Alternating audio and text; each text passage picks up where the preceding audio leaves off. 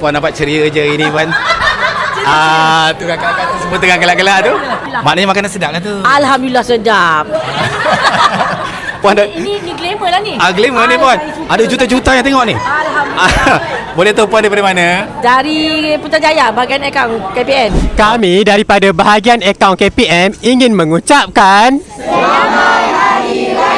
Aidilfitri, maaf zahir dan batin. Boleh tahu Puan datang berapa ramai? 180 sepatutnya jadi 150 hari ni. So the whole ni semua grup-grup Puan lah ni? Ya, ni semua kami. Sampai belakang sebelah ni lah.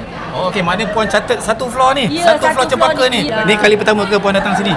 Kalau yang makan tengah hari saya dah biasalah. Untuk Ramadan ni pertama kali. Kita ada 100 makanan yang kita hidang hari ni. Pilihan hati Puan, satu. Oh, saya kambing lah. Saya suka. Kambing. Soto Soto Makau, sotong gegasi. Sotong gegasi tu. Itu memang hardcore kat sini kan. Betul. Macam mana lah lalu kampung? Lalu kampung pun semua okey. Rasa cukup semua okey. Puan, kita ada sediakan murid tau Puan. Kita ada juga colik-colik dengan kopi arang, kopi cerik. Puan nak teruskan murid ke nak balik ni? Oh, mesti nak turunkan murid. Saya akan tunggu sampai habis. Daripada 10 bintang berapa bintang Puan boleh bagi? Oh, saya bagi 20 bintang. Terlebih 10.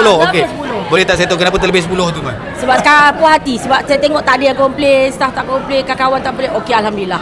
Bagi kerjasama, kita nak buat majlis kat sini. Jadi, kita sangat puas hati. Oh, saya ada nampak ada celebration, birthday celebration tu. Bukan celebration penting untuk bersara. Kita ada ketua jabatan kita yang bersara. Okey. Dengan pegawai BA kita yang bersara. Jadi kita buat kat sini, kita pilih lah. Ni yang pegawai yang bersara ni. Tahun ni. Ya, Ini dengan yang bersara ni. dengan ketua akaunten kita. Oh, kita kena tanyalah makanan macam mana, okey tak Puan? Sedap, Alhamdulillah. Ada tak ucapan yang Puan nak sampaikan kepada follower-follower kami Puan? Datanglah beramai-ramai di saya selalu panggil dia Bayung. Ni bukan Bayung. Ini Mak Kimbong, Puan. Mak Kimbong. Selamat datang ke Mak Kimbong. Juadah yang sungguh istimewa. Okey, terima kasih.